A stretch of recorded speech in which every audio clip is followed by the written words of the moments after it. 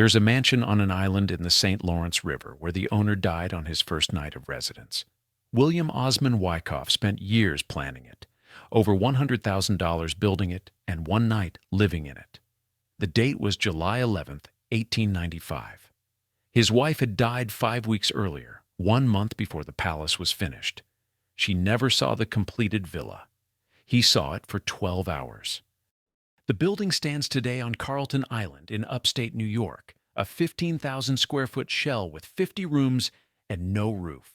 For 70 years, no one has lived there. The windows are gone. The doors are gone. The interior was stripped during World War II and sold for salvage. What remains is stone and decay and a story about how American fortunes built on innovation can vanish in a generation. This is the story of Carleton Villa, the typewriter palace where a family's dreams died faster than the man who built it. But before the tragedy, before the typewriters, before William Wyckoff became a millionaire, there was only an island. An island with a military past that seemed impossibly distant from the peaceful summer retreat Wyckoff imagined. Before we uncover one of the darkest stories in American mansion history, I'd love to know, where in the world are you watching from? Drop your location in the comments. And if you're fascinated by tales of Gilded Age excess, tragic endings, and abandoned palaces, hit that subscribe button. You won't want to miss what we're exploring next. Chapter 1. The Island of Fortresses. In 1778, when the American Revolution threatened British control of the Great Lakes, military surveyors identified a strategic location for a naval base. The site was an island in the St. Lawrence River, positioned where Lake Ontario's waters met the river's current. The British named it Carleton Island after Major General Sir Guy Carleton, governor of the province of Quebec. It was one of several islands in the region named by John Graves Simcoe after generals from the French and Indian War. The location offered natural advantages. Deepwater bays could shelter warships. The island's position controlled access to Lake Ontario. Supplies moving west to British forces in the interior had to pass this point. Governor Frederick Haldimand ordered construction of a fortress. Fort Haldimand rose on the southwest end of the island, shaped as a partial octagon with bastions, ditches, barracks, and magazines. The walls were thick stone. The garrison included regiments from the Royal Artillery, Royal Marines, Butler's Rangers, the King's Royal Regiment of New York, and the Royal Highland Emigrants. The fort became more than a military installation. It became a shipbuilding center. North Bay, also called Shanks Harbor, housed the Carleton Island Dockyard. British shipwrights constructed vessels for war on Lake Ontario. The HMS Ontario was built and launched from the island in 1780. The same year it sank. Other ships followed. The dockyard operated from 1774 to 1792. Producing the vessels that allowed Britain to maintain naval superiority on the lake during the Revolution. The island hosted 3 burial grounds. Military dead were interred north of the fort. Indian allies were buried near the northwest shore. Civilians who died in service to the crown found graves east of the fortifications. The island was a small city of war, populated by soldiers, sailors, shipwrights, and the families who followed military postings to remote locations. The Revolution ended. The Jay Treaty of 1796 ceded Carleton Island to the United States. British operations moved north to Kingston in what would become Ontario. The fortress was abandoned. The shipyard closed. The War of 1812 briefly returned military attention to the island when American troops captured it. But by then, its strategic importance had evaporated. The era of fortifications and naval construction faded into memory. By the mid-19th century, Carleton Island had transformed into farmland. Stone chimneys from Fort Haldimand remained visible, ruins gradually reclaimed by vegetation. A small community settled the island. Families worked the 1,800 acres, growing crops and raising livestock. A schoolhouse served children whose parents had no memory of cannon fire or naval battles. Lilac trees grew in rows, meadows filled with wildflowers and tall grasses. Where war had been waged, peace was now cultivated. By 1893, when wealthy industrialists from New York and Boston began purchasing islands in the Thousand Islands region, Carleton Island represented exactly what they sought: pristine wilderness, water access by yacht. Close enough to civilization to be reached comfortably, remote enough to feel like escape. The St. Lawrence River was becoming the preferred summer destination for men who had made fortunes in steel, railroads, and oil. They built grand estates on the scattered islands, creating what newspapers called the millionaire's playground. One man looked at Carleton Island and saw not a military ruin or a working farm, but a canvas for his own ambitions. His name was William Ozmun Wyckoff. He had been born on a farm, risen to captain in the Union Army, and made a fortune selling a machine that would revolutionize American business. The path from farmhouse to island palace was neither straight nor easy. By 1893, Wyckoff had traveled it successfully. What he planned to build on Carleton Island would be the first major estate in the Thousand Islands, grander than anything yet attempted. It would also be the last thing he ever built. Chapter 2. The Stenographer Who Saw the Future. William Ozmun Wyckoff was born February 16, 1835, on a farm in Lansing, New York. His father, Ira Wyckoff, was a farmer descended from Dutch settlers who had come to Long Island around 1675. His mother, Julia, was the daughter of William Ozmun, another farmer in the same community. The family worked the land. William attended common schools and spent a few terms at Ithaca Academy. He learned what farm boys learned: labor, discipline, and the knowledge that prosperity required more than strong backs and good soil. In 1856, at 21, Wyckoff attempted his first business venture. He purchased a quarter section of land in Blue Earth County, Minnesota. The plan was to farm it, sell it at profit, and use the proceeds to attend college. The Panic of 1857 destroyed that plan. The economic collapse that year wiped out land values across the frontier. Wyckoff returned to Ithaca, abandoning his college dreams, and took up the study of law. The Civil War interrupted his legal education. Wyckoff enlisted in the 32nd New York Infantry in 1861. He entered as a private. 2 years later, he was discharged as a captain. The promotion reflected not aristocratic connections, but competence under fire. Men who served with him remembered a soldier who understood that wars were won through discipline and preparation. In October 1863, shortly after his discharge, Wyckoff married Frances Valeria Ives, the daughter of Almon C. Ives of South Lansing. That same year, he was admitted to the New York bar. He graduated from Ames Business College in Syracuse with a degree in business administration. For a man who had started as a farm boy, Wyckoff was accumulating credentials with remarkable speed. In 1866, he became official court stenographer for the New York Supreme Court 6th Judicial District. The position paid steadily and required precision. Wyckoff transcribed legal proceedings, producing records that lawyers and judges relied upon. He held the position for 16 consecutive years. It was reliable work. It was respectable work. It was not the work that would make him wealthy. 1875 changed everything. That year, Wyckoff was introduced to a new invention designed to assist court stenographers. The Remington typewriting machine had been commercially available since 1874, manufactured by E. Remington and Sons, a firearms company diversifying into office equipment. Most people saw the typewriter as a curiosity. Wyckoff saw revolution. The machine allowed faster transcription than handwriting. It produced legible documents that could be read easily. It standardized business correspondence.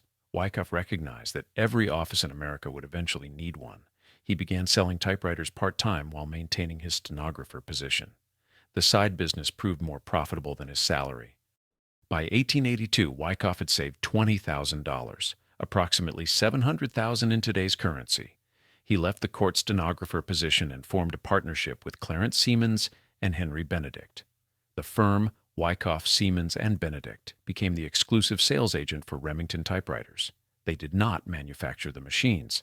They sold them, but they sold them with such success that within 4 years, Remington offered to sell them the entire typewriter division.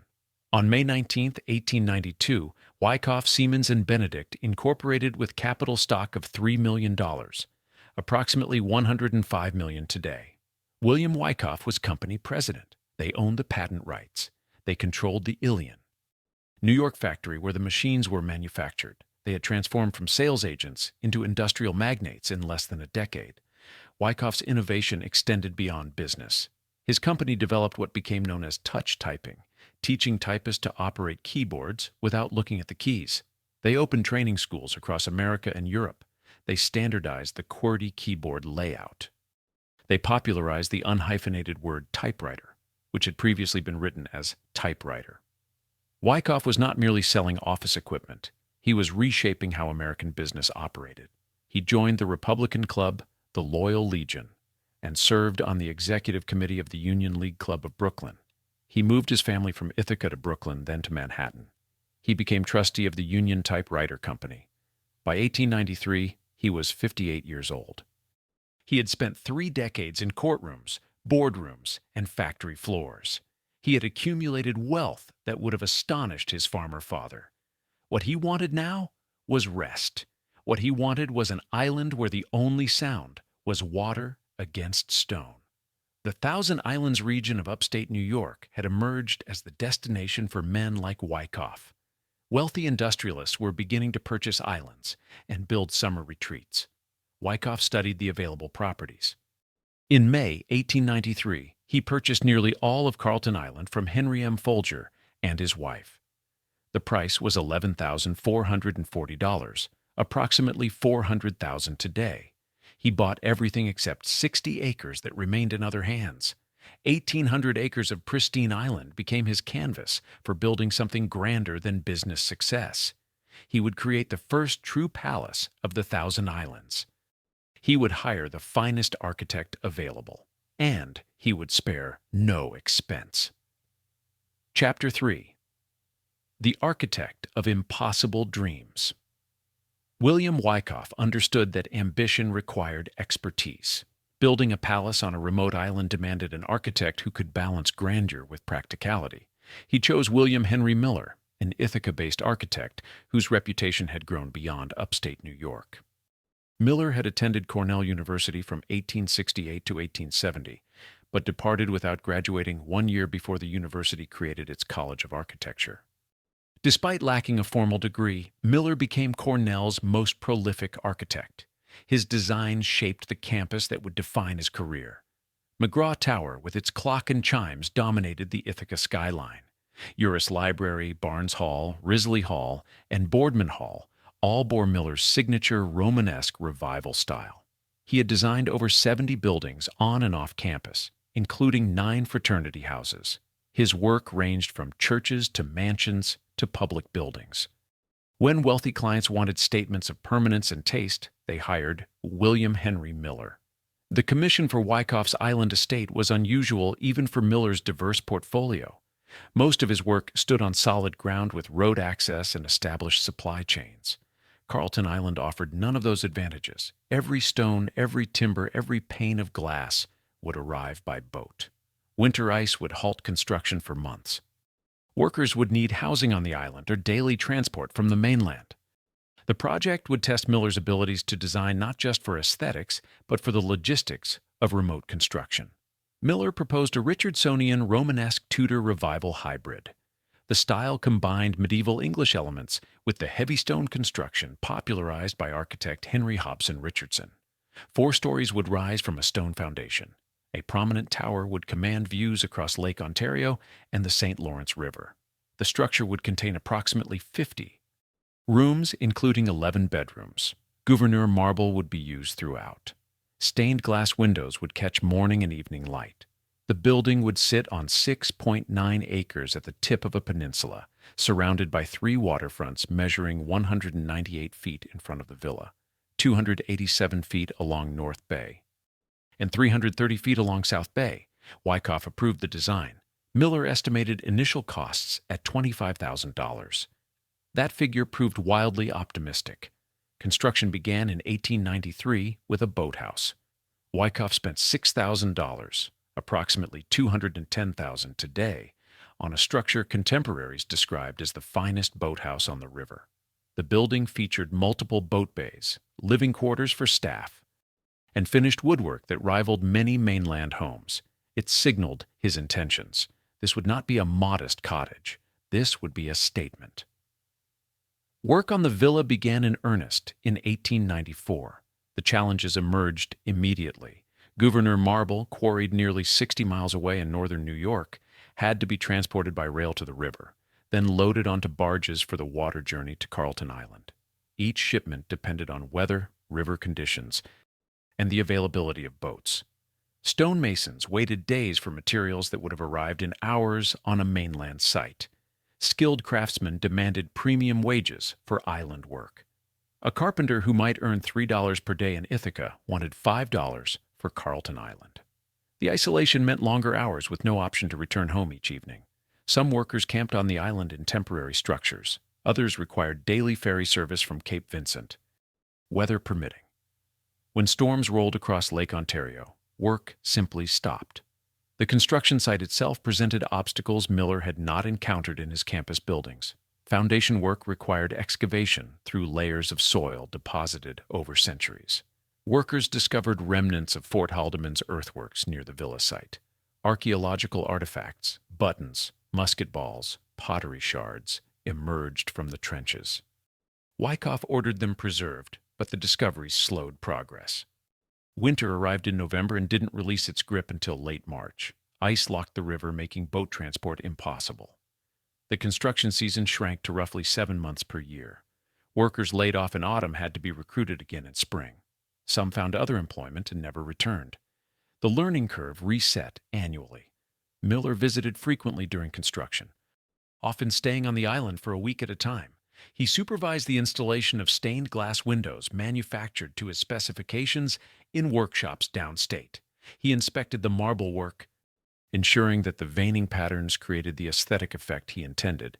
He modified designs when construction revealed problems the architectural drawings had not anticipated. A chimney placement conflicted with roof framing. Window proportions looked wrong when viewed from the water. Millar adapted, but each change added cost and time. The interior demanded craftsmanship rarely seen even in urban mansions. Woodwork throughout the main rooms featured carved details inspired by Tudor manor houses. Fireplaces in the principal rooms were faced with imported tile.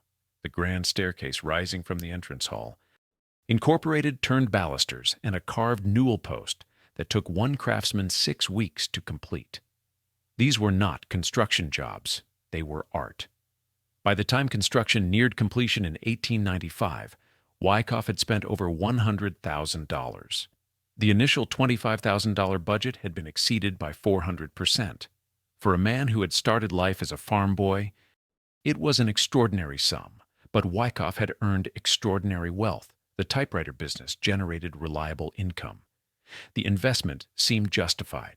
He and Frances would summer at the villa for years. Their sons, Edward and Clarence, would visit with future grandchildren. Business associates would be entertained in rooms that demonstrated success without vulgarity. Millar's design would be admired by other industrialists building their own island retreats. Carleton Villa would establish the standard for Thousand Islands architecture. The villa would be comfortable retreat and subtle display of what innovation could purchase. As spring turned to summer in 1895, final details were completed. Furniture ordered from New York City workshops arrived by boat. Carpets were laid. Draperies were hung. Kitchen equipment was installed. Staff was hired to maintain the property and serve the Wyckoffs during their summer residence. The peninsula had been transformed. Where military surveyors once mapped fortifications, a palace now commanded the waterfront. Frances would join William once everything was perfect. They had been married 32 years. This palace would be their reward for decades of work, partnership, and patience. But Frances Valeria Ives Wyckoff never saw any of it. Chapter 4. One Night in Paradise. Frances Valeria Ives Wyckoff was 57 years old in the spring of 1895. She had supported her husband through his transformation from court stenographer to industrial leader. She had raised their sons. She had managed households in Ithaca, Manhattan, and Brooklyn as William's business required relocation. The island villa was meant to be her sanctuary as much as his. The rooms were designed with her comfort considered. The views were chosen to please her taste. Millar had incorporated her preferences into the design, from the arrangement of bedroom windows to the placement of flower gardens near the terrace. That spring, Frances became ill. Whether cancer or heart disease consumed her remains disputed by sources. Medical records from that era rarely provided detailed diagnoses, particularly for women's ailments that doctors understood poorly. What is certain is that her condition deteriorated rapidly. Through May, as workers completed final details at the villa, Frances weakened in their Brooklyn home. William traveled between the city and the island, supervising construction while watching his wife die. The irony was inescapable. He was finishing a palace designed for rest while experiencing a stress no amount of wealth could relieve. On June 1st, 1895, at their Brooklyn home, Frances died. 1 month before the villa was finished, she never walked through the rooms William had designed. She never stood on the terrace overlooking the water. She never saw the result of his ambition and her patience. The palace they planned to share would belong to William alone. The funeral was held in Brooklyn. Frances was buried in Lakeview Cemetery in Ithaca, beneath the shade of mature trees overlooking Cayuga Lake. The cemetery had opened in 1869, designed in the rural cemetery style that was popular for wealthy families. William purchased a prominent plot. He commissioned a distinctive 16th-century wrought iron cross to mark the grave. The monument was imported from Europe, its craftsmanship matching the quality William had demanded for the villa. After the funeral, William returned to Carleton Island. Work crews had departed. Staff awaited his arrival to begin their duties. The villa was finished. Everything was ready. He arrived alone. We do not know if he walked the grounds, examining Millar's work now that it was complete. We do not know if he stood in rooms and imagined Frances beside him. We do not know if he felt satisfaction or emptiness, or some combination that men who achieve hollow victories cannot articulate. No diary entries survive from that day. No letters document his thoughts. The historical record shows only that William Ozmun Wyckoff moved into his island palace on July 11, 1895, 5 weeks after burying his wife. He went to bed that night in a palace that had cost years of planning and a fortune to build. Sometime during those dark hours, he suffered a heart attack in his sleep. William Ozmun Wyckoff, age 60, died in his island retreat after occupying it for approximately 12 hours. The man who had revolutionized American offices with machines that increased efficiency never enjoyed a single efficient moment of leisure. The industrialist who had spent 3 decades building a typewriter empire died before hosting a single guest. The husband who had created a sanctuary for his wife occupied it only after she was gone, and only for the span of a summer night. No summer sunsets were watched from the terrace. No business colleagues were impressed in the grand rooms. No grandchildren played in the bedrooms. No anniversaries were celebrated. Carleton Villa absorbed only silence its first night. The marble William selected reflected no celebrations. The stained glass he commissioned caught morning light on July 12th. But William was not alive to see it. His body was discovered by staff the morning of July 12th. The exact circumstances, who found him, what room he died in, what efforts were made to revive him, are lost to history. His body was returned to Ithaca and buried in Lakeview Cemetery beside Frances. They rest together now, having spent 32 years married and a single night in their dream home apart. The villa passed to their sons. Edward G. Wyckoff, the elder, was a merchant in Syracuse with no interest in island living. Clarence Frederick Wyckoff, the younger, was 26 years old and suddenly the inheritor of a palace his parents never enjoyed. The typewriter fortune would sustain the family. The business would continue under professional management. But the villa stood empty through the summer of 1895 and the summer after that. 12 hours of residence, over $100,000 of investment, years of planning reduced to a fraction of a day.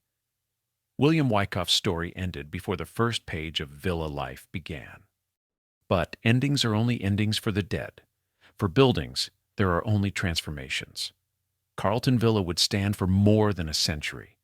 It would witness more failure than success. It would outlast every dream imposed upon it. And it would become eventually a monument, not to achievement, but to the fragility of American fortunes built on technological innovation. The tragedy that opened the villa's history would echo through every subsequent chapter.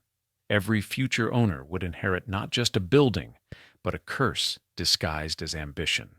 No one who possessed Carleton Villa would find in it what they sought.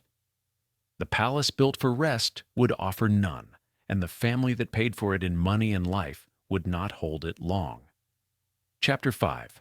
The Heir and the Arctic. Clarence Frederick Wyckoff was born October 14th, 1868. When his father died in 1895, Clarence was 26 years old, recently graduated from Cornell University, and unprepared for the responsibilities he inherited. Along with his brother Edward, Clarence received a portion of their father's estate valued at over $1 million, approximately $35 million in today's currency. The typewriter fortune that William had built through patience and market understanding required management Clarence did not provide. Clarence was a different man than his father. Where William had been methodical, Clarence was impulsive. Where William had recognized opportunity in a stenographer's tool, Clarence saw excitement in Arctic expeditions and pharmaceutical speculation. Where William had worked 30 years to accumulate wealth, Clarence assumed wealth was permanent. The villa saw occasional use during its early years under Clarence's ownership. He visited with friends for summer weekends.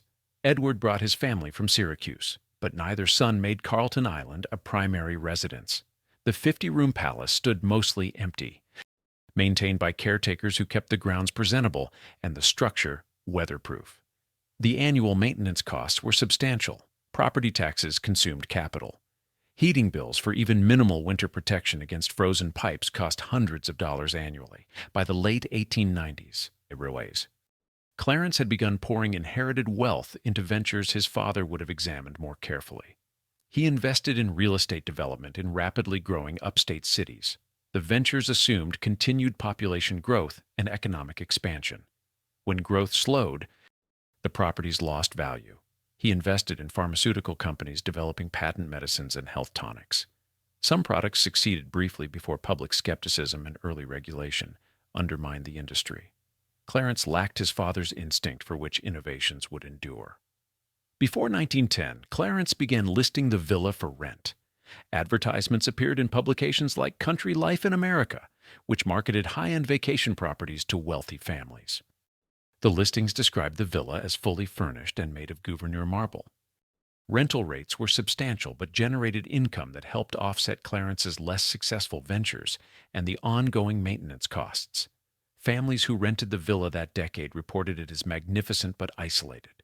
The island location that William had sought for peace was inconvenient for renters who wanted easy access to social activities on other islands. In 1898, Clarence's attention shifted dramatically from business to adventure. Explorer Robert Peary had established the Peary Arctic Club to fund expeditions seeking the North Pole. Membership cost $1,000 per year for 4 years, approximately $35,000 annually in today's currency. For wealthy young men seeking purpose and excitement, the Arctic held more appeal than boardrooms. Clarence joined immediately. The appeal was not scientific. Clarence had no training in geography, climatology, or navigation. He was not seeking knowledge. He was seeking experience that money and status could purchase. The Arctic represented the ultimate exclusivity, a destination so remote and dangerous that only the wealthiest adventurers could attempt it. In 1900, Peary's ship Windward departed for Greenland, carrying Peary's wife Josephine and daughter Marie. The ship did not return as scheduled. By summer 1901, the Peary Arctic Club organized a relief expedition. Members could pay an additional $500, approximately $17,000 today, to join the mission aboard the steamship Erik. Clarence signed up immediately. His friend Louis Bement, a hat salesman from Ithaca, joined him. The Erik departed July 1901, carrying supplies, provisions, and wealthy men seeking adventure they called exploration. The voyage north through the St. Lawrence and into Arctic waters was Clarence's first taste of genuine hardship. The ship was poorly maintained. Food stores were contaminated. Maggots infested the rice. The crew lacked experience with ice navigation. 3 times during the journey, passengers believed they would die when Captain Blakeney rammed the ship through ice floes at full speed, gambling that momentum would carry them through before the hull breached. When the Erik reached northwest Greenland in August, they found Peary's expedition intact. The Windward was ice-locked, but undamaged. Josephine and Marie Peary were healthy. Robert Peary himself was in poor condition after 3 years in the Arctic. He had lost 8 toes to frostbite. His throat and nose membranes had atrophied from the extreme cold. His doctor noted signs of physical collapse. Inuit companions suggested he showed symptoms of pyblocto, a condition they associated with madness brought on by prolonged Arctic exposure. Peary was not grateful for rescue because he did not want rescue. He wanted fresh crew members and hunting provisions for another winter. For more than 2 weeks, Clarence and the other Erik passengers hunted walrus, seal, and deer across the tundra. They walked up to 20 miles daily across ice and frozen ground. The ship's deck became what Bement described as the bloodiest and most stinking mess he had ever seen. They were preparing Peary for continued exploration, not evacuating him from danger. Clarence had paid $500 and risked his life for an expedition that turned into unpaid labor for an explorer who showed no appreciation. He documented the journey in photographs and diary entries that would later be published by his great-granddaughter in a book titled Boreal Ties. Cape Wyckoff in Greenland was named in his honor, though whether Peary granted that recognition or someone else bestowed it remains unclear. The Arctic adventure soured completely when Clarence gave his personal rifle to Dr. Thomas Dedrick, who chose to remain in Greenland after the Erik departed. Dedrick had the rifle inlaid with ivory by Inuit craftsmen as a gift back to Clarence, a gesture of gratitude for the loan. When Dedrick later gave the rifle to Peary to return to Clarence, Peary instead donated it to the American Museum of Natural History and claimed it as his own gift to the institution. The rifle that Clarence had carried to Greenland and that bore his name was credited to Peary. Clarence and Peary never reconciled. Through the 1910s and 20s, Clarence continued listing the villa for rent. He used it occasionally, but never made it home. The place his father had died to complete held no magic for him. The typewriter business that had generated William's fortune was now just one investment among many that Clarence and Edward managed through professional administrators.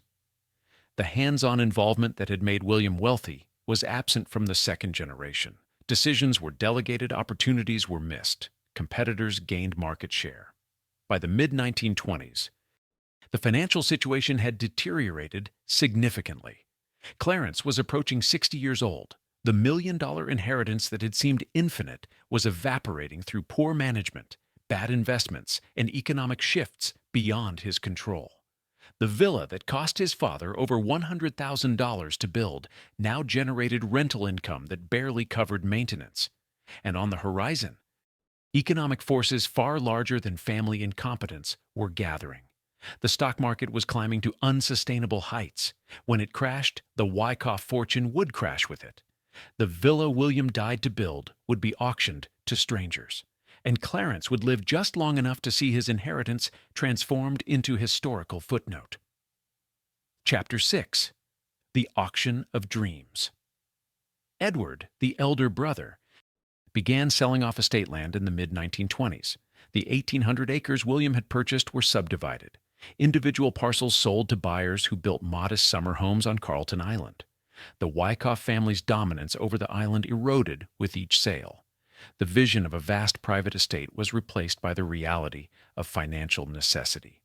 By 1927, Carleton Villa had been used more by rental tenants than by the family who owned it.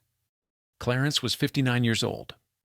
The typewriter business his father had built could not survive his generation's mismanagement. Competitors had innovated while the Wyckoffs collected dividends. New technologies were emerging that would eventually make mechanical typewriters obsolete. The fortune was collapsing in slow motion. Then October 1929 arrived. The stock market collapsed in a series of panicked trading days that erased wealth on a scale America had never witnessed. The crash that began on Wall Street rippled through every sector of the economy. Banks failed by the hundreds. Businesses closed. Fortunes that seemed unshakable evaporated in weeks. Men who had been millionaires in September were bankrupt by November. Some chose suicide over the humiliation of poverty. Others simply disappeared, abandoning families and obligations. Clarence Wyckoff's real estate holdings lost value overnight. Properties purchased for development potential became worthless when development ceased. His pharmaceutical investments became liabilities when cash-starved consumers stopped buying non-essential products. The typewriter business struggled as offices reduced staff and canceled equipment orders. Within months, the million-dollar inheritance had become a liability requiring liquidation. All across America, wealthy families faced the same crisis. The estates that symbolized Gilded Age success became impossible to maintain. Property taxes remained even as incomes vanished. Mansions required armies of servants who could no longer be afforded. Heating bills for 50-room palaces consumed resources that no longer existed. The Depression forced brutal choices on families that had never considered economy. Edward and Clarence made the decision together. The villa would be sold. They had held the property for 33 years without ever making it a family home. The rental income no longer justified the maintenance costs. The property taxes consumed resources they could not spare, and neither brother wanted to live on an island that had killed their father the night he arrived. Some wounds do not heal, and some buildings carry histories too heavy to ignore. The villa was listed for sale. No buyers appeared. The market for luxury vacation properties had been eliminated by the Depression. Wealthy industrialists who might have purchased island estates were now focused on survival. Some were bankrupt. Some had died by their own hand. All had more pressing concerns than acquiring summer retreats. The Thousand Islands that had been the millionaire's playground in the 1890s was nearly abandoned in the 1930s. After years without offers, the Wyckoff brothers accepted reality. In 1928, they arranged a public auction. The advertisement described the villa property as suitable for a clubhouse, small hotel, or gentleman's home. It mentioned 360 acres, including fertile farmland convertible into a sporty 18-hole golf course at low cost. It listed adequate boathouses and farm buildings.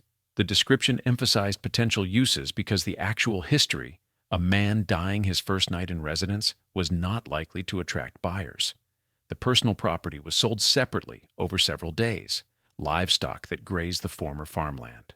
70 tons of hay, wagons and sleighs used for island transport. Thousands of books from the library William had assembled, rugs that had covered the villa floors. Guns from William's collection, game trophies mounted on walls. Everything William and Frances had chosen or Clarence had added went to auction. Strangers bid on the accumulated possessions of a family whose name was fading from prominence. The villa itself sold for approximately $15,000 to an Ithaca bank. The exact figure was never widely publicized, but contemporary sources suggest the price was less than 15% of William's original investment. Property that cost over $100,000 to build 33 years earlier was liquidated for enough money to buy a modest house in town. The 85% loss was catastrophic, even accounting for the Depression's devastation of property values. Yet the loss was not unusual for that era. Mansions across America were selling for fractions of construction cost or being demolished because no buyers existed at any price. In Newport, Rhode Island, estates that had cost millions sold for tens of thousands. In Manhattan, mansions were demolished to avoid property taxes, replaced by apartment buildings that could generate income. The Wyckoff villa was relatively fortunate to find a buyer at all, and many comparable estates were simply abandoned, left to decay without even the dignity of a final sale. Local newspapers mentioned vague plans to convert the property into a historical tourism destination. The Revolutionary War fort ruins and the villa could be combined into a heritage site, showcasing Carleton Island's military and Gilded Age past. Visitors could explore Fort Haldimand's remnants, then tour the mansion that represented the island's transformation from battlefield to playground. The plan sounded reasonable. Tourism was one of the few industries that might survive the Depression, as people still sought inexpensive diversions. But the plans went nowhere. Tourism was not thriving in 1928. Families that might have vacationed in the Thousand Islands were struggling to afford food. The Ithaca Bank that purchased the villa had no interest in operating attractions. They were not in the hospitality business. They had acquired the property through foreclosure or distressed sale, and their only goal was recovering value. They held it briefly before selling it to a buyer with far greater resources and far more destructive plans. General Electric acquired the villa and 300 acres in the early 1930s. The corporate giant looked at William Wyckoff's dream and saw not history, but raw material. The decision they made would determine whether the villa survived the decade or disappeared entirely. For several years, destruction seemed the more likely outcome. The building that had survived its creator's death by only hours was about to face an even more dangerous threat. Chapter 7. The stripping General Electric planned magnificence. The corporation envisioned a vast company retreat where executives could bond, strategize, and enjoy rewards for loyalty. In the depths of the Depression, when worker morale plummeted and corporate culture struggled, employee retreats represented forward-thinking management. Companies that could afford such gestures demonstrated stability and optimism. The Carleton Island property offered sufficient acreage and existing infrastructure. The villa would serve as centerpiece for a resort complex that would demonstrate corporate power and employee care. Architects drew detailed plans. A theater seating 500 people would host company meetings, film screenings, and performances. 38 cottages would house visiting executives and their families, each cottage designed to accommodate 6 to 8 people comfortably. 3 golf courses would occupy former farmland, offering recreational opportunities that were becoming essential to executive lifestyle. Tennis courts and a baseball diamond would provide additional recreation. Roads would be paved throughout the property. Modern water and sewer systems would be installed to support the population influx. The island would be transformed from rural retreat into corporate playground, rivaling anything American business had created. General Electric hired engineers to assess infrastructure requirements. Electricity would be brought to the island via underwater cable, a significant engineering challenge requiring specialized equipment. A water treatment facility would be constructed to provide potable water for potentially several hundred people during peak occupancy. The sewage system would require engineering that accounted for the island's soil composition and proximity to the St. Lawrence River. Every detail was calculated, every system designed. The budget was approved at the highest corporate levels.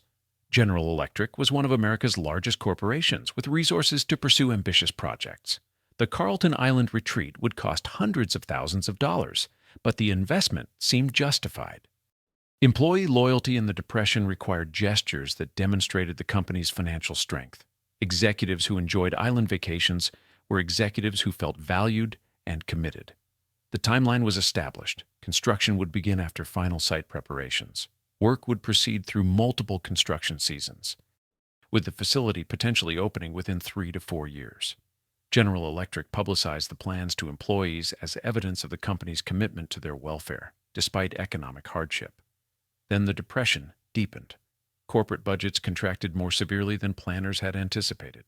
General Electric laid off thousands of workers across its facilities. Executives took pay cuts. Shareholders questioned every expenditure. A corporate retreat that would serve only the most senior employees while factory workers struggled to feed families became politically impossible. The Carleton Island Resort was postponed indefinitely. General Electric held the property through the 1930s without developing it.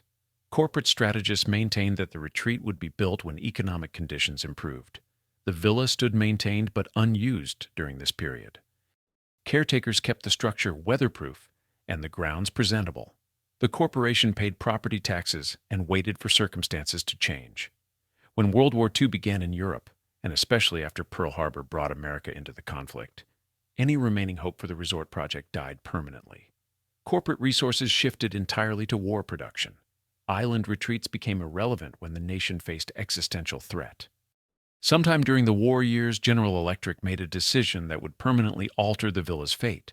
Since the property would not be developed and maintaining an empty structure generated no return, they authorized contractors to salvage materials. The logic was straightforward business calculation.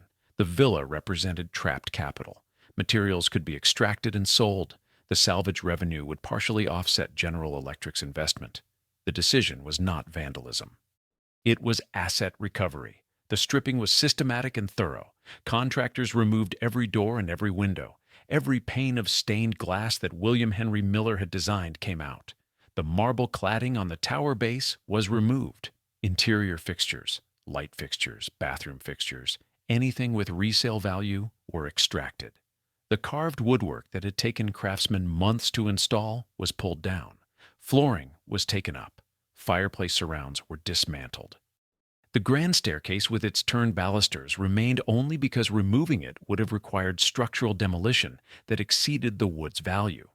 The materials were inventoried and trucked to warehouses or directly to buyers.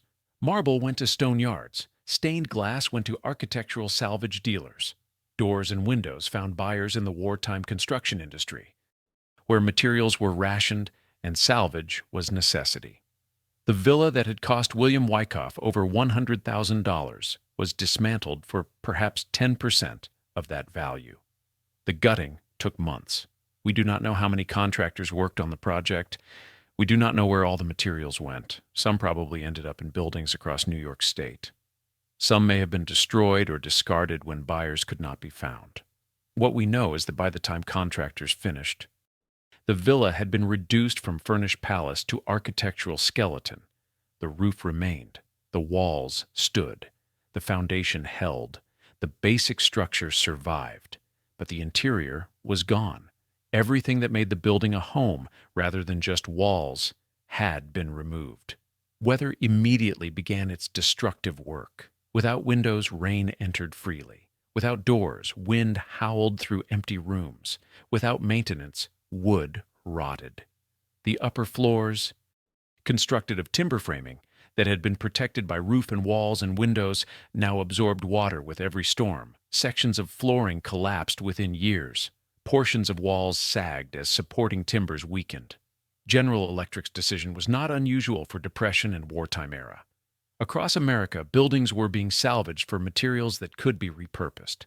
The war effort created demand for anything that could be reused. Vacant buildings were viewed as material stockpiles rather than historical structures.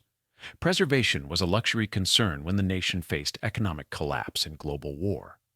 In 1943, General Electric sold the property to W.E. Dodge. The corporation had abandoned any plans for development. The salvage operation had extracted what value remained. Dodge reportedly intended to either salvage the remaining structure further or dismantle it entirely to eliminate property tax burdens. He accomplished neither. Perhaps the remaining structure had less value than anticipated. Perhaps the cost of complete demolition exceeded the benefit. Perhaps Dodge simply lost interest.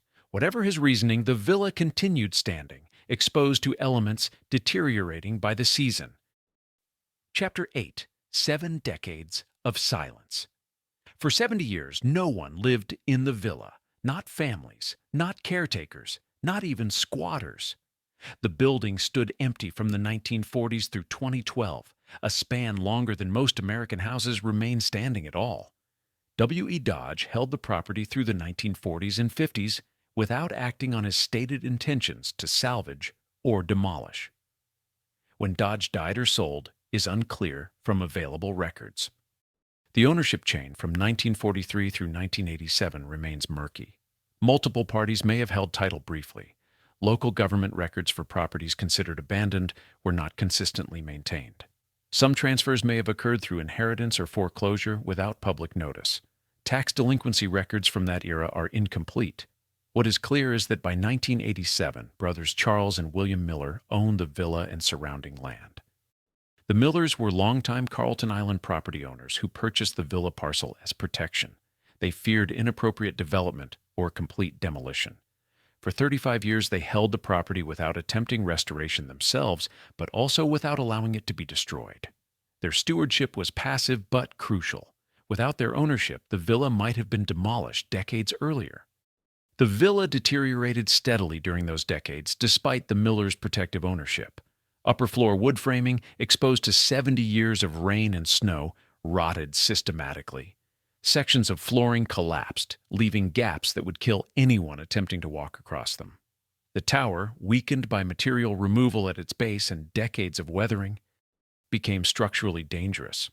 Eventually, it was pulled down before it could collapse and damage the main structure or injure someone exploring the ruins.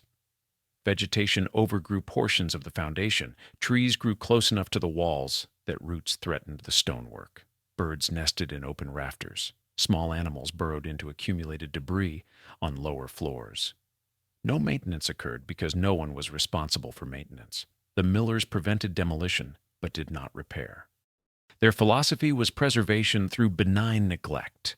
Keep the building from being destroyed, but make no investment in restoration. The result was controlled decay. The structure was dying slowly rather than being killed quickly.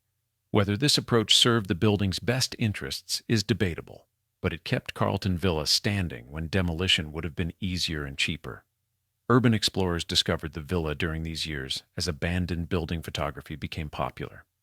Photographers seeking dramatic ruins documented its deterioration through the decades. The images show progressive collapse, walls intact in 1980s. Photographs show significant deterioration by 2000. Floors present in earlier visits have vanished in later documentation. The photographic record created by trespassers became the most complete documentation of the villa's slow death. Local teenagers dared each other to approach the crumbling structure, though few ventured inside once they saw the collapsed floors and unstable walls. Tour boat operators pointed it out to passengers as they cruised past the island, sharing truncated versions of William Wyckoff's story. The villa became a landmark defined by tragedy and abandonment rather than architectural significance. The story of William Wyckoff's death on his first night became local legend, often embellished with claims of hauntings. Witnesses reported seeing lights in the windows at night, though the building had no windows and no electricity. Sounds of footsteps allegedly echoed from empty rooms. Some claimed to feel overwhelming sadness when approaching the building. No credible evidence of paranormal activity existed, but the ghost story suited the atmosphere. A building where a man died alone on his first night seemed like it should be haunted. Compared to other Thousand Islands estates, Carleton Villa was unique in the length and completeness of its abandonment. Bolt Castle, built by hotel magnate George Bolt after his wife's death during construction, had been restored beginning in the 1970s by the Thousand Islands Bridge Authority. It now attracts over 100,000 visitors annually.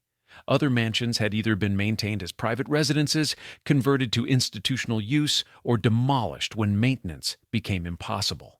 Only Carleton Villa had been stripped, abandoned, and left standing for 7 decades.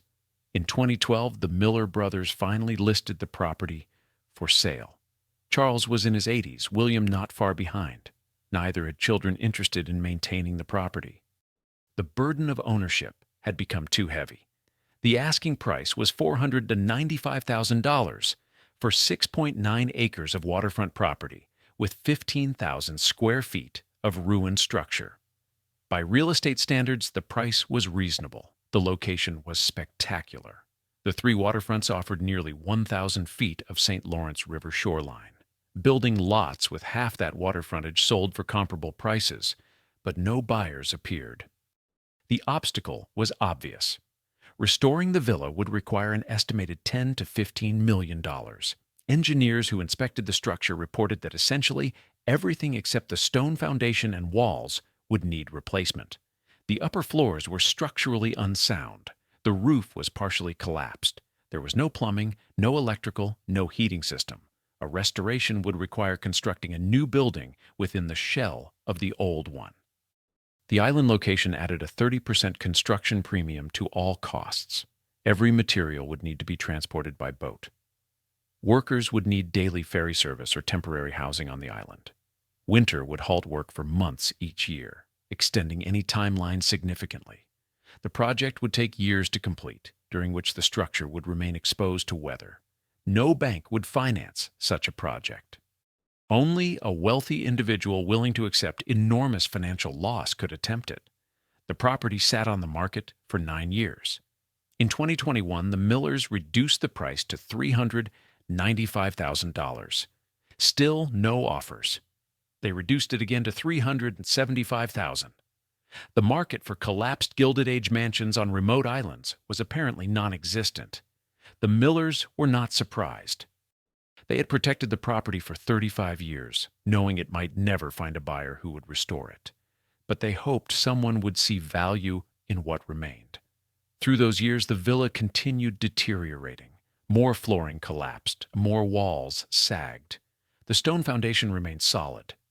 William Wyckoff and William Henry Miller had built well, but everything erected upon it weakened year by year. Time and weather were accomplishing what General Electric and WE. Dodge had only contemplated the complete destruction of William Wyckoff's palace. Then in July 2022, after 9 years on the market, someone finally bought the property. Ronald Clapp, a real estate investor from Florida, paid $300,000 for the villa, the land, and the challenge of resurrecting America's longest abandoned mansion. Whether he understood what he was attempting remained uncertain. Whether the villa could survive his attempt would prove even more uncertain. Chapter 9. The Rescue That Became a Battle. On July 26, 2022, the longest abandonment in American mansion history ended. Ronald Clapp and his girlfriend Jenna Ina Leidy closed on the purchase from the Miller brothers. The price was $300,000, less than 20% of the lowest asking price over the previous decade. Clapp presented himself as the property's savior. He called the villa a sleeping beauty, waiting to be awakened. He spoke of respecting history and giving the building new life. Media coverage was enthusiastic. A developer willing to tackle a 70-year ruin deserved celebration. Clapp was a house flipper and vacation rental developer with properties in Florida and Hawaii. His business model was straightforward: buy distressed properties, renovate them efficiently, convert them to short-term rentals. The Carleton Island property represented a dramatic departure from his previous projects. He had no experience restoring historic structures. He had never managed a project requiring boats to deliver every nail and board. He had never dealt with buildings where half the floors were missing and structural integrity was questionable. But Clapp had confidence and a plan. In early interviews, he described his vision enthusiastically. The villa would become a bed and breakfast with a restaurant on the first floor. Guest rooms would occupy the upper floors once new flooring was installed and rooms were finished. Tourists would pay premium prices to sleep where William Wyckoff died, to wake to views across the St. Lawrence River, to experience history that few Americans could access. Clapp emphasized his commitment to historical preservation. He would restore the villa to period accuracy where possible, he claimed. He would research William Henry Millar's original designs. He would find photographs of the interior before the stripping. He would recreate what General Electric had destroyed. The project would cost millions, he acknowledged, but the result would be worth the investment. Carleton Villa would become a destination, a testament to American craftsmanship and ambition. In August 2022, Clapp presented his vision to the Cape Vincent Local Development Committee. Community response was mixed. Some residents were excited to see the villa finally addressed after 70 years of neglect. The building was an eyesore visible from the mainland and from tour boats. Its restoration could boost tourism to Cape Vincent and the surrounding area. Other residents were skeptical. Cape Vincent had seen developers promise transformative projects before. Many promises had evaporated. Why would this be different? Clapp appeared earnest in these early meetings. He hired Obertin and Courier, an architectural firm from Watertown, to conduct structural analysis and create detailed measured drawings of the existing structure. The firm had experience with historic buildings and understood the challenges. Their reports confirmed what everyone suspected. The villa needed essentially complete reconstruction within the existing walls. By August 2023, Clapp's plans had expanded considerably. The bed and breakfast idea remained, but now included 12 luxury cabins spread across the property. He called it glamping, upscale camping with amenities that would appeal to tourists who wanted the island experience without roughing it. The cabins would have electricity, running water, comfortable beds, and heating. They would be positioned to maximize water views while minimizing visibility from the main villa. Additional dockage would be built to accommodate boats bringing guests to the island. A public bathroom facility would serve both villa guests and cabin visitors. Infrastructure improvements would include road paving, expanded electrical service, and a sophisticated septic system to handle the increased population. The project had evolved from restoring a historic building to developing a small resort. The expansion alarmed island residents. Carleton Island had 34 homes. Most were summer cottages or modest year-round residences. The population was small by design and preference. Residents valued the island's character: quiet, undeveloped, disconnected from mainland hustle. Clapp's proposal would bring more concentrated development than the rest of the island combined. 12 cabins plus the villa meant potentially 70 to 80 visitors during peak season, more than doubling the island's population temporarily. Concerns about infrastructure impacts began circulating through community meetings. The island's roads were unpaved and barely adequate for current residents. Heavy construction traffic would damage them, and Clapp's plans did not include road repairs beyond his property. Fire and emergency services from Cape Vincent would be strained. Response times to the island were already lengthy due to water transport requirements.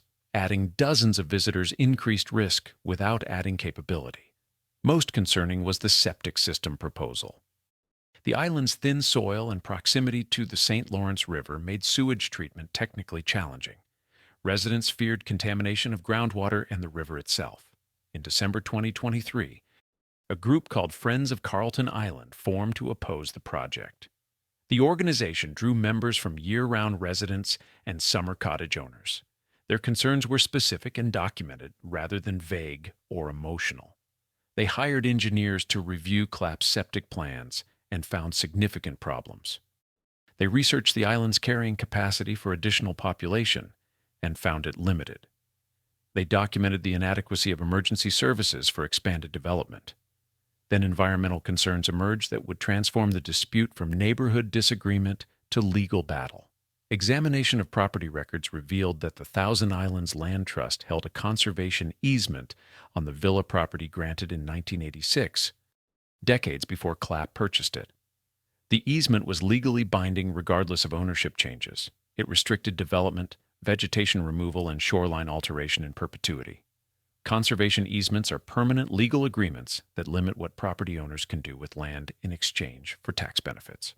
When the 1986 easement was granted, presumably by an earlier owner, possibly even the Millars when they first acquired the property, its purpose was explicitly stated to preserve and protect in perpetuity the scenic, aesthetic, natural, woodland, wildlife habitat, wetland, watershed, successional vegetative features, and open space features and value of the property. Clapp apparently did not know the easement existed when he bought the property. Title searches should have revealed it, but perhaps his attorney missed it, or Clapp dismissed its importance, or he knew and assumed the Thousand Islands Land Trust would not enforce restrictions against a restoration project. In early 2024, he began site work without consulting the land trust. Heavy earth-moving equipment appeared on the island. Vegetation was cleared, trees were removed, ground was excavated for utility lines. Representatives from the Thousand Islands Land Trust visited and documented what they considered significant destruction of protected vegetation. Trees over 50 years old had been cut. Native plant communities had been disturbed. Soil erosion near wetlands had begun. The work violated multiple provisions of the conservation easement. The Land Trust contacted Clapp and demanded cessation of all work pending review. Clapp continued working. Perhaps he believed the easement was unenforceable.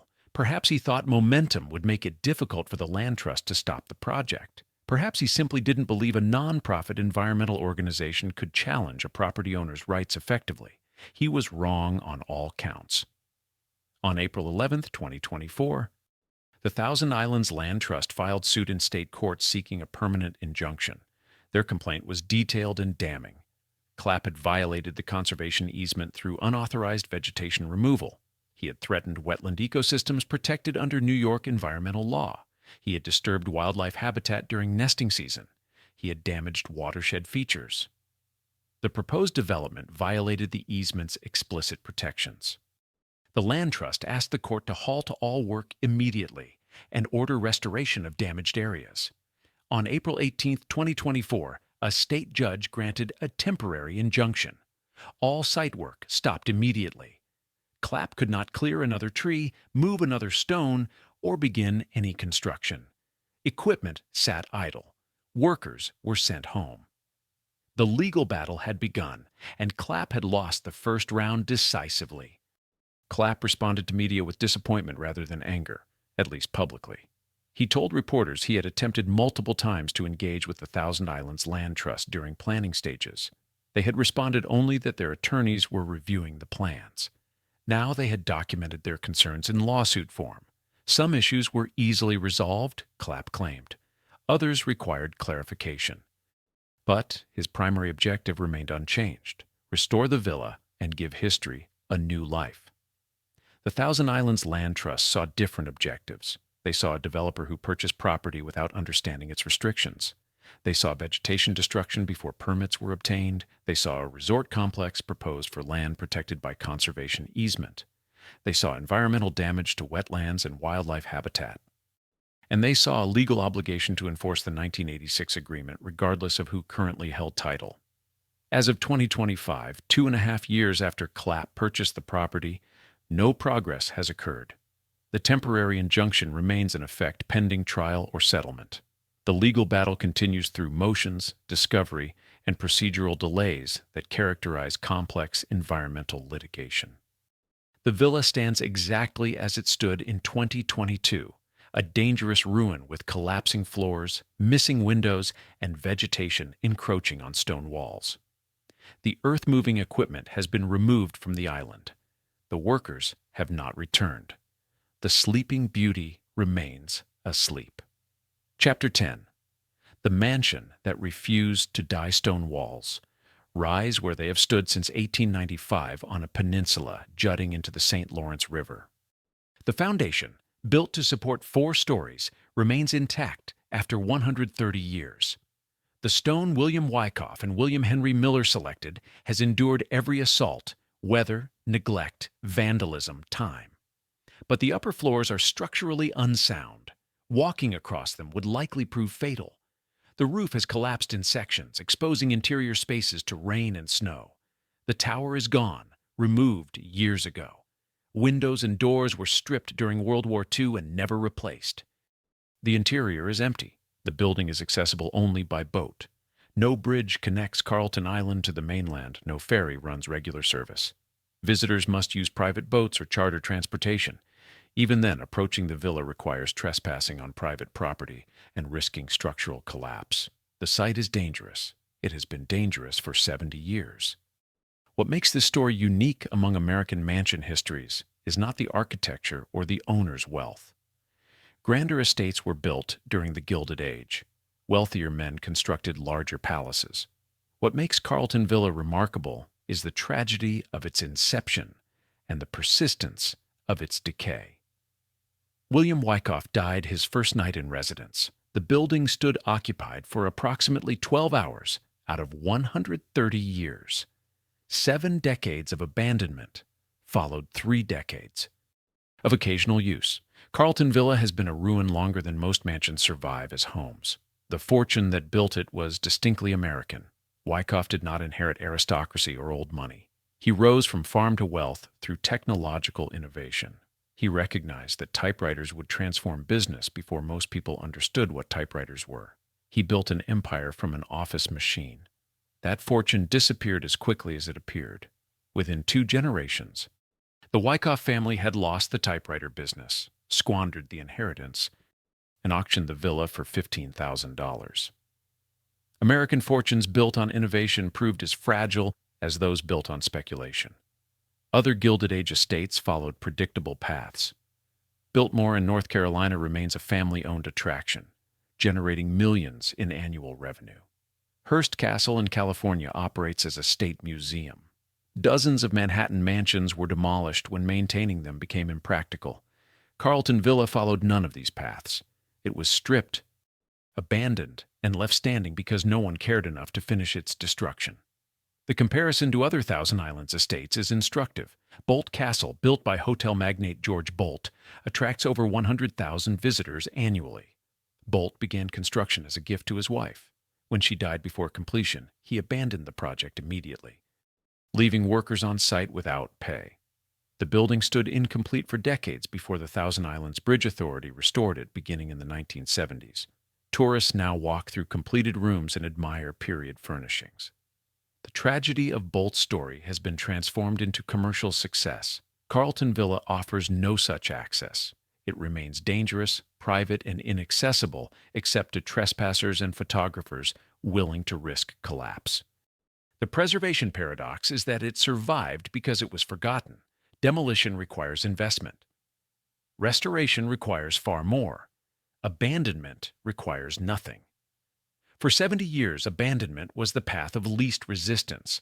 The stone foundation was too solid to collapse quickly. The walls were too thick to blow down easily. So the structure endured, while wooden elements rotted and upper floors sagged. Now, when someone finally attempts rescue, legal restrictions may doom the villa as surely as neglect did.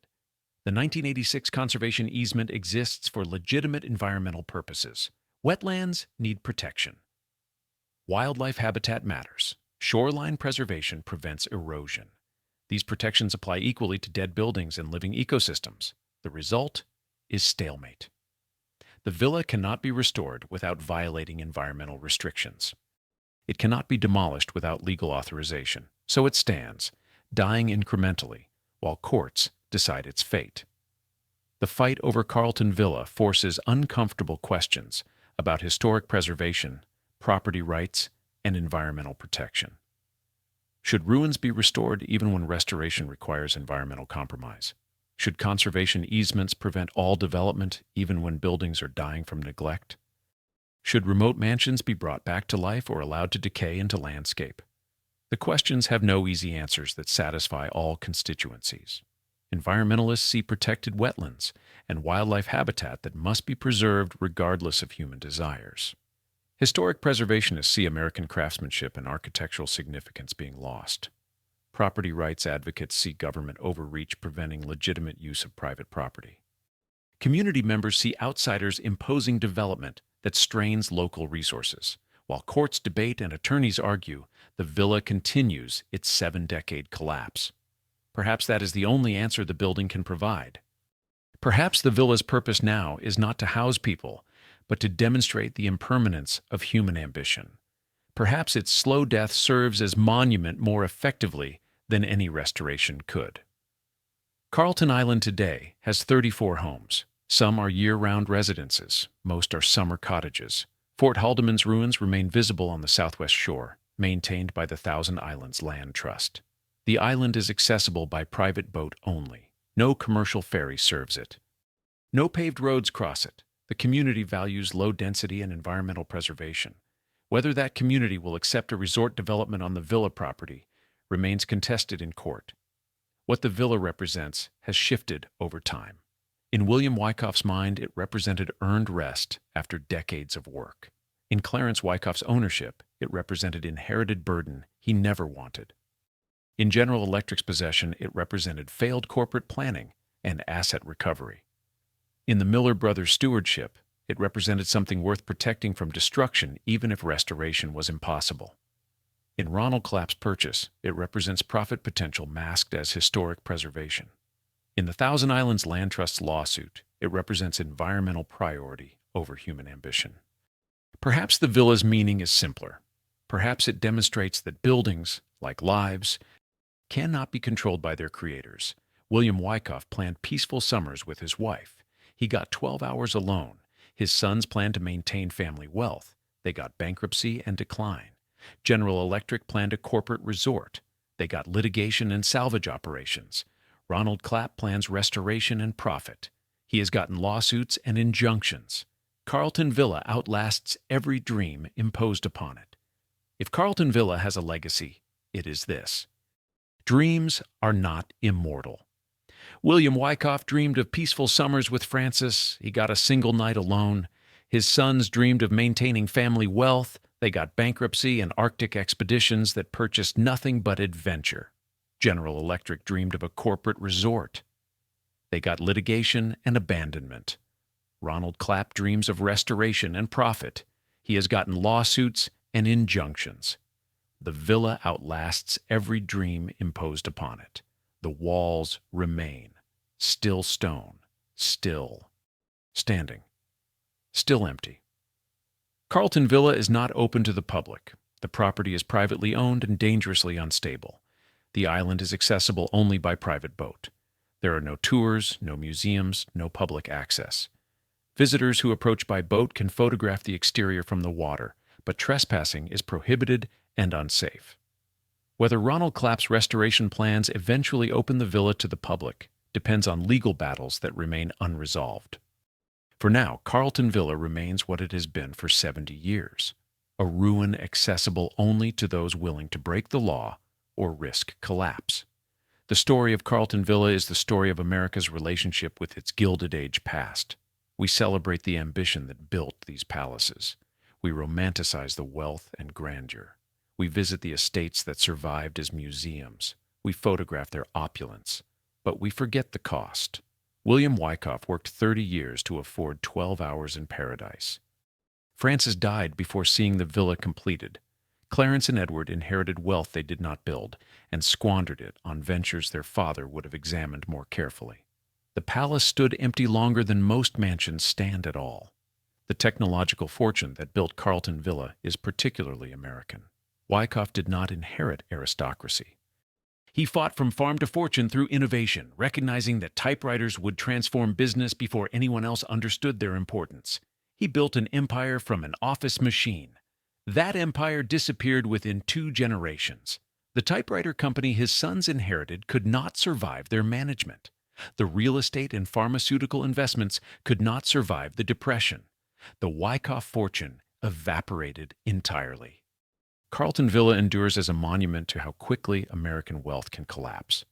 Yet the building survived, not through preservation efforts or historical designation or museum funding. It survived through neglect, through remoteness, through accidents of ownership that allowed this particular ruin to endure when others were demolished. It survived because no one cared enough to tear it down. That is both tragic and fitting. William Wyckoff built a villa for family summers and died there alone. The villa remained alone for 130 years. Every year, boats passed the peninsula, passengers pointing at the ruins and asking what happened. The answer is simpler than they expect. What happened there is nothing. William Wyckoff died in 1895. Frances died before he arrived. His sons never lived there. General Electric never developed there. Every owner since has failed there. For 130 years, nothing has happened at Carleton Villa except decay. And yet the walls remain.